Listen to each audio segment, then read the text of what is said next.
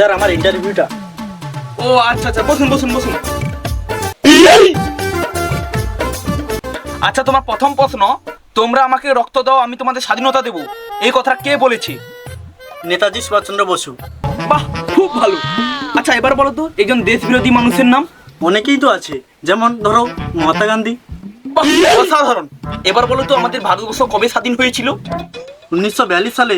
হবা হবা বলতে বলতে 1947 সালে 15ই আগস্ট হয়েছে। এটাও তুমি ঠিক বলেছো। এটাই তোমার লাস্ট প্রশ্ন, বলো তো আকাশে কয়টি তারা আছে? স্যার এইটাকে নিয়ে এখনো জানা যায়নি, বিজ্ঞানীরা এইটাকে নিয়ে গবেষণা করছে। ঠিক আছে, তুমি যাও। স্যার তাহলে আসি।